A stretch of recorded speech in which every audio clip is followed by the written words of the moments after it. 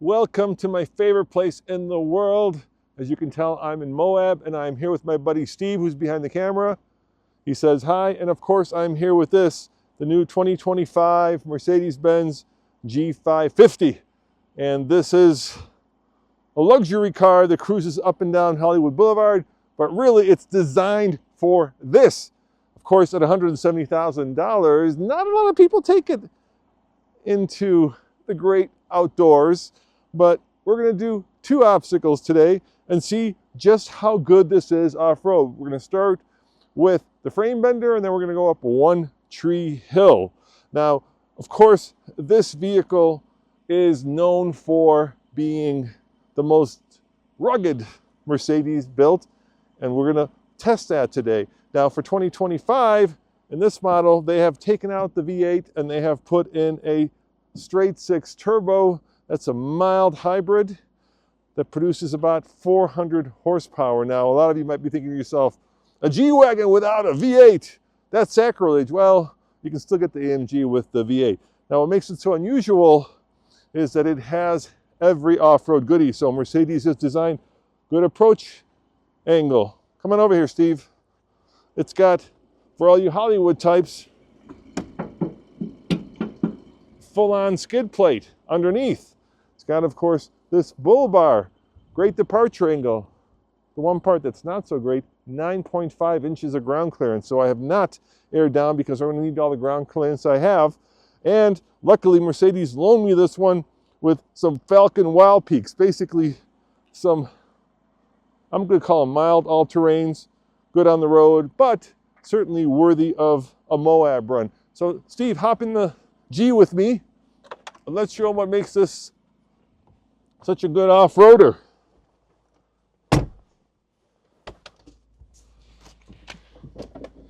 Because, hop in, because here you have what Mercedes calls your off-road cockpit.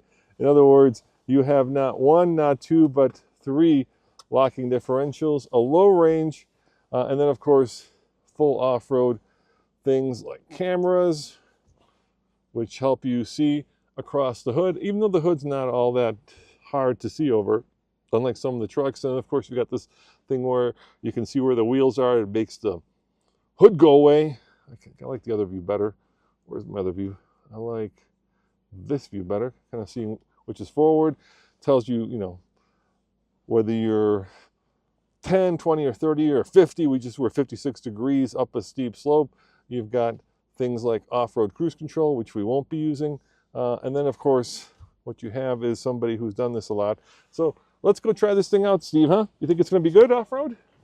He says yes. All right, so we're going to go over two little obstacles that are going to test articulation before we hit the frame bender, which, of course, is just that, a big cliff that perhaps can make you bend the frame. So I'm in low range right now, which gives me a lot of control with the throttle.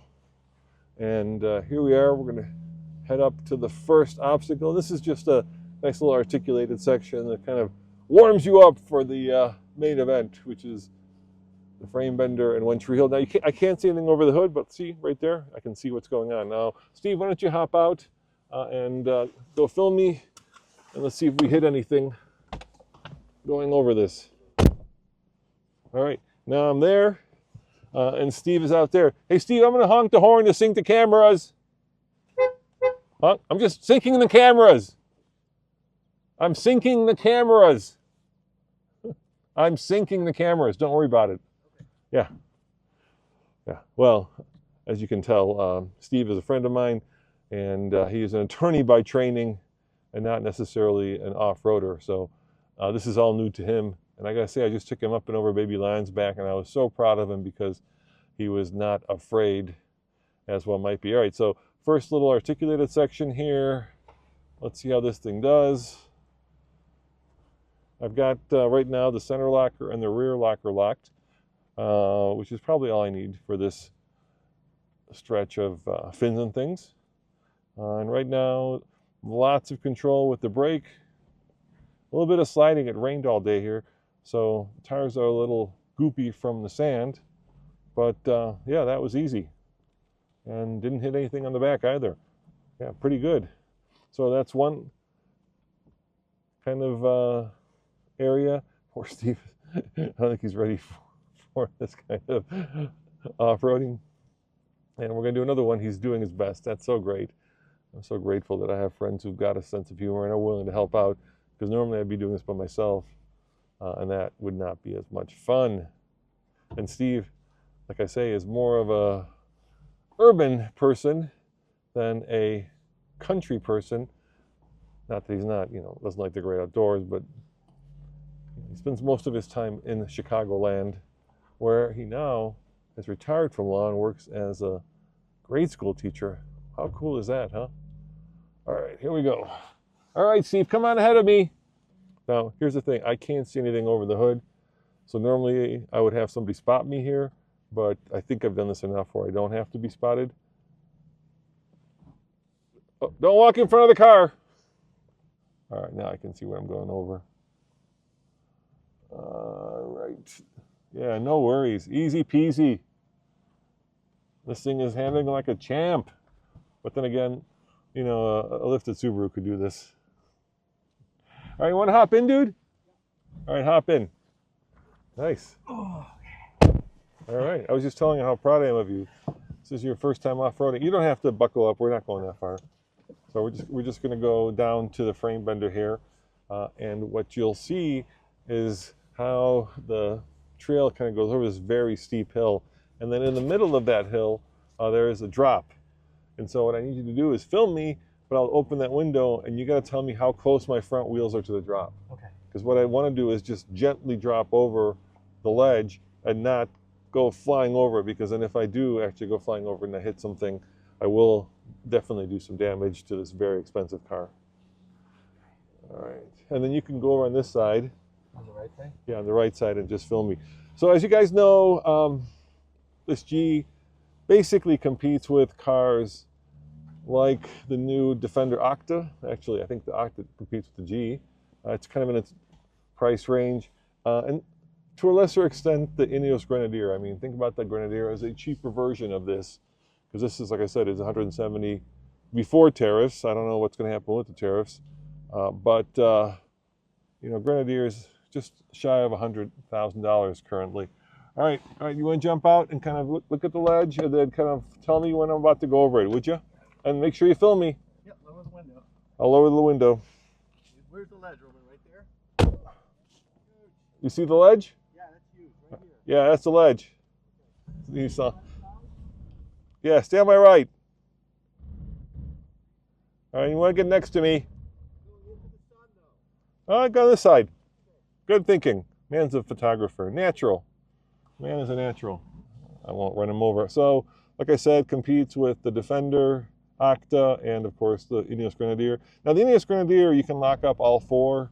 All four. You can lock up all four wheels, but you have 3 lockers, front, middle, and rear, and solid axles, which is unusual in today's world. Just like a Wrangler, this really doesn't compete with a Wrangler. I mean, a Wrangler, at its highest, it's probably, I think that special edition with the big old V8 was like 125. So we're still 50,000. Thank you. Oh boy. Here we go. Here we go. Here we go. Oh. Your left wheel's about to go over. Oh. It's going over. Oh. That's a little butt crunchy, Steve. Now get the back. Get the back too. Get the back. See? You're about to go over right now. Thank you. Okay, that was good. Didn't hit. That's great. Nice. Keep doing it. All right, hop in, my man. Okay. You sure? Yeah. There's another ledge. That's be fine. Ah. Come on in. Right. I would, okay, good. I would dare say that I am, thank you, Steve, come on in, that I am the only G-Wagen driver in most of Hell's Revenge today. Certainly the only one with the 2025. You don't have to lock it. You don't have to do that. Okay. You're not going to go that far. Certainly the only one with the 2025 G. Hey, so when we get up past this One Tree Hill, there's a really steep downhill. Yeah. So we'll keep filming, and then I'll film you as we go down the downhill. You want me to go down? No, I want to film you. You're not going to drive it. I'm going to sit here and film it, but I want to get your reaction as a first-time off-roader, Steve. Got it. All right. We'll get your reaction. So this is One Tree Hill. So this is a test of traction, basically, and this is what's so wonderful about the G. I can lock up all three differentials, which will basically put 25% of the power to each of the four wheels, and it should be a piece of cake. But I'm just going to do it with the center and the rear diff lock to make it a little bit more challenging. So if you look forward there, that's One Tree Hill. You see that? Yeah. And you see how steep that gets at One Tree Hill? Yeah. And the danger is that what can happen is when you start spinning, because of the incline of the hill, it pushes you toward the tree. And then you can, of course, slam into the tree and do what? Mercedes, don't listen to this. Don't listen to this, Mercedes. How may I help you? Oh, be quiet. Oh, Mercedes, cancel. Gosh. I'm sorry. Oh, no. Can you say that again, Oh, please? no. Cancel. Cancel. I'm sorry, but I can't help you with that right now. Hey, Mercedes, tell me a joke. Which room has no walls? A mushroom. Oh, these are dad jokes. Yeah, it's a loser. So you could be some jokes that the Mercedes infotainment has to tell you. All right, so I'm going to get out here, and then you're going to get to the right. And the trick is, you see that hole there, Steve? That, On top? yeah, that's what makes it, because the front wheel goes in the hole and then starts Okay. spinning. Okay. And then you got to have the rear locked up to be able to make it. All right, so go for it, dude. Head on up there. And then once I get past that tree, hop in the car with me, okay? Stay on the right. Yes, stay on the right. So we've owned a Grenadier, of course we've owned a Defender, and I just did a review of this, basically the first drive, and what I said in that review, I stand by, and that is, I'm not very unbiased. I love the G. There's just something so basic and honest and expensive, of course, but I mean, I love things that can do two things. I used to do a lot of dirt biking here, and I used to use dual sports. And a dual sport is great. It's a type of motorcycle that can go both on and off road. And this is the kind of car that is just as comfortable cruising Beverly Hills or Miami Beach, and you're always going to be looked upon, I think, with, well, unless you're a Kardashian, with a little bit of maybe jealousy, but with respect. And yet you can also go here and then climb these incredible hills that, you know, most people do in side-by-sides. So yeah, let's see. Oh gee, here we go. But right now it's not struggling. Wheel is in, and there we go.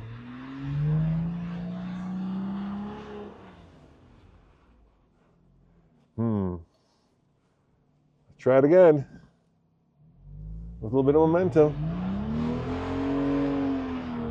There it goes. I could have locked the front diff. It would have made it easier, but wheel spin is fun. Hop in, Steve. So I love things that have this incredible bandwidth where they can do two things that are diametrically opposed, right?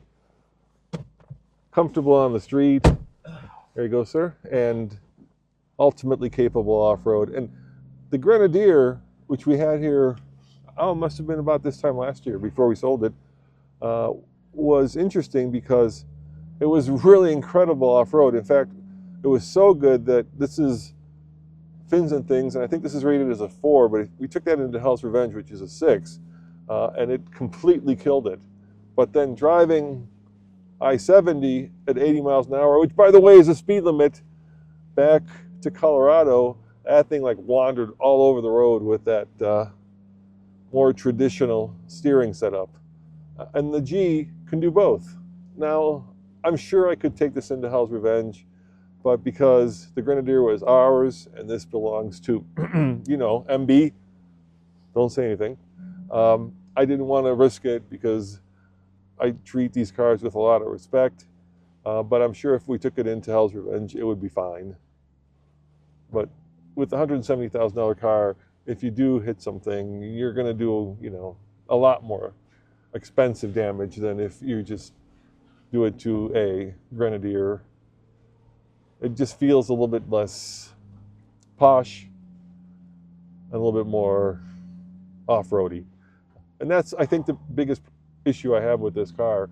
and that is it just feels too nice. I mean, look at this. I'm sitting in this incredible luxury lap of luxury, real wood, wonderful leather, beautiful controls, leather covered steering wheel, heated seats, cooled seats, heated steering wheel. I mean, everything in here is just so expensive, and we're getting it dirty, right? Whereas if I'm here in a Jeep or even like a Grenadier, even though it's, you know, an $85,000 vehicle, it just feels a little bit less hoity-toity. So it feels a little bit less... What? Are you scared? Dude. Okay, there you go. What? This is the hill. This is the hill, Steve. Dude, stop. Holy crap. Holy crap. Close your door. Don't get out. What you said to get out? No. Okay. No, put right. your seatbelt on. Okay. Put your seatbelt Dude, on. I'm freaking out right now. Don't freak out. I'm Here. freaking out. Here, I'll turn the... You want me to hold it? I'm just gonna turn the camera on. No, that's not gonna work. I'm gonna turn it on you, okay? So don't freak out. Okay, just focus on driving. Don't look at me. I think this is. Oh my God, Roman! Look at this thing. I wonder if I could figure out our how much of a downhill we're doing. Oh, we're slipping. It's slipping a little bit, Steve. You hear it? Jesus Christ. Dude. And the approach angle is fine, and the departure angle is fine. There you go. No damage done. Oh my God. I'm gonna pull over here, and we're gonna do a close. Get over here so we don't get in the sand, and hop on out. All right, first of all, I want to thank my buddy Steve behind the camera for being such a good sport and helping out with this review. And I guess my conclusion is I still love this. As you know, we bought one, and we held on to it not very long, and that was because it had some expensive repairs, and I didn't want to be the one making those repairs. It was a 2018 AMG, but I didn't want to be the one making those repairs when they came around. And that's really the downside, right? You can buy this new for $170, and then it's too posh to take off-road, or you can wait till it's 6-7 years old, and then it's got a lot of miles, and then you're up for probably some expensive repairs. So there is this kind of catch-22 with a G. But having said that, I still love it. The new version of it is much wider, much more comfortable, and let me know if you love or hate the color. As always, this is Roman and Steve behind the camera saying thanks for watching, guys, and we shall see you next time. Steve, there's more, by the way. Are you okay? No. He's not okay. There's more. We'll be fine. We'll be fine. See you guys next time. Ciao. All right, Steve. This is a little post video. So first time in Moab, first time off-roading, yes? Yes. So what do you think of both? Moab, amazing, beautiful. I'd come back in a heartbeat. And what was the second question, Roman? Off-roading. You like off-roading? I'm still coming down, Roman. I'm still trying to get... I don't know, Roman. I see that you love it. Yes, this is my jam, Steve. It's an acquired taste. Yeah. I think I might have to do it 60 or 70 times more before maybe I can tell you I like it. This first time was terrifying, my friend. Terrifying. Oh, come on, this isn't that bad. Look how much fun we're having. Listen, you are an animal with this stuff. You're great at it. Well, me, I'm just a chicken. It's very kind of you to say. Oh, Steve. you're unbelievable at this. Oh, it's very kind of you to say. So I felt like I was in good hands. Thank you for doing that. And what do you think of the G? Love it. Love it, yeah? Love it.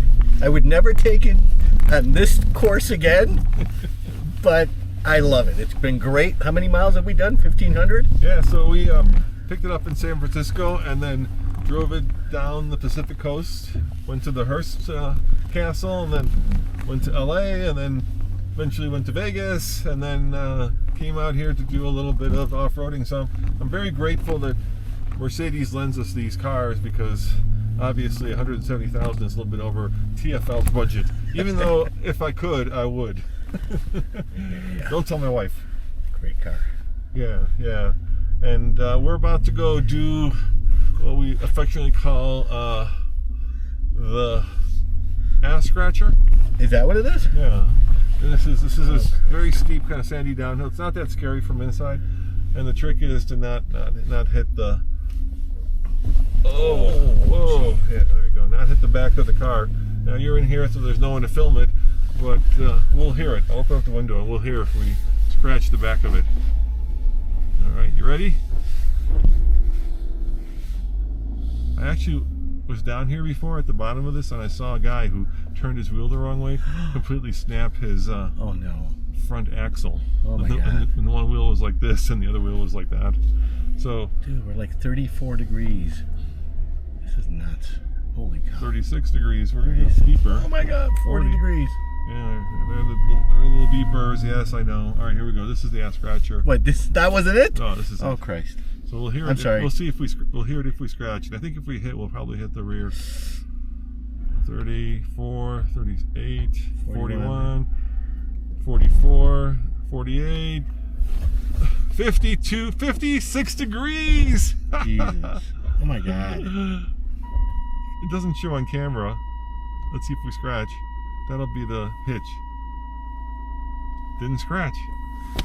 Thank God. Look at that, man. So yeah, they engineer these for these kinds of situations. And then the good thing right here is, I'll show you something which is fun. This is our little Baja part of Finland. Oh, so I'm gonna take this out of low range, put it in neutral. Here we go. Okay, get it out of low range. And actually, this new off-road cockpit, as Mercedes calls it, works much better. All right, our little Baja run here. Soft sand. We get to go a little quicker once you get past these rocks. All right, past these rocks, which don't want to damage anything. And then we'll do a little Baja running, see what you think of that. Okay, all right, here we go. What do you think? Oh, yeah. Oh my God. I thought you said we passed the ass scratcher. Oh my God. Oh my God. Oh my God. Oh jeez. Oh come on, dude. I take back everything I said. I take it back. Oh come on. Really? Oh. Oh.